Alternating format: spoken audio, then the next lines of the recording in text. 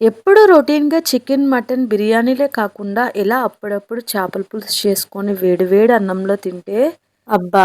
ఆ ఫీల్ ఊహించుకుంటుంటేనే కడుపు నిండిపోతుంది. అలాంటప్పుడు అలా ఊహించుకొని తినడం కన్నా రియల్‌గా చేసుకొని తింటే నెక్స్ట్ లెవెల్ ఉంటుంది. Hi! Hello friends! Welcome to another mini vlog. నా వీడియో చూస్తున్న మీరందరూ బాగున్నారనైతే అనుకుంటున్నాను. సో, మేమందరం కూడా చాలా చాలా బాగున్నామండి. ఇంక ఈరోజొచ్చేసి చాలా సింపుల్‌గా, ఈజీగా, టేస్టీగా నా స్టైల్‌లో చేపల పులుసయితే ప్రిపేర్ చేశాను. ఏ మాటకి ఆ మాట చెప్పుకోవాలి గానీ, చేపల పులుసు వండాలన్నా నిజంగా అదృష్టమైతే ఉండాలి. అదేంటొక్కే చేపల పులుసు వండడానికి, అదృష్టానికి సంబంధం ఏముంది అని మీరనుకోవచ్చు. నిజమేనండి. కొంతమంది చేపల పులుసు వండితే అబ్బా! ఏముందరా అని ఫీలవుతాము.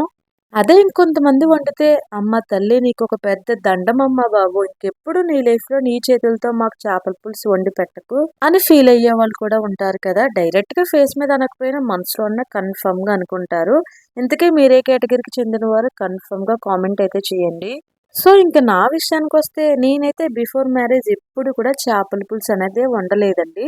ఇంకా ఆఫ్టర్ మ్యారేజ్ మరన్నీ నేర్చుకోవాలి కదా! నేర్చుకున్నాను, నాకొచ్చురా అన్న ఫీల్‌తో అయితే ఒకరోజు చేపల పులుసయితే వండాను ఇంట్లో. చాలా ప్రేమగా, ఇష్టంగా కుక్ చేశాను కదా! టేస్ట్ కూడా నెక్స్ట్ లెవెల్ ఉంటుందిరే మా వారు తిని మంచిగా మంచి కాంప్లిమెంట్ ఇస్తారు కదా! అని నేనేమో వెయిట్ చేస్తుంటే, మా వాళ్ళందరూ తిని, "నీ లైఫ్‌లో ఇంకెప్పుడు చేపల పులుసు అనేదే మాకు వండి పెట్టకు.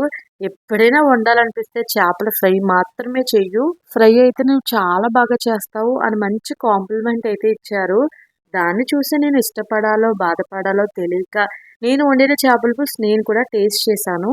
నిజం చెప్పాలంటే నేను వండింది నాకే నచ్చలేదు. పాపం వాళ్ళెలా తింటారు? అప్పుడు డిసైడ్ అయ్యాను. ఏదేమైనా నెక్స్ట్ టైమ్ ఖచ్చితంగా చేపల పులుసే వండాలి. అది కూడా చాలా బాగా వండాలి అని చెప్పి.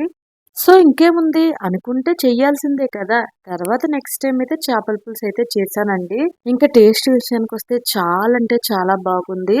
చాలా చేసావు అని చెప్పి అప్పటినుంచి ఇంక రెగ్యులర్‌గా మా వారైతే చేపలు తీసుకొచ్చేవారు.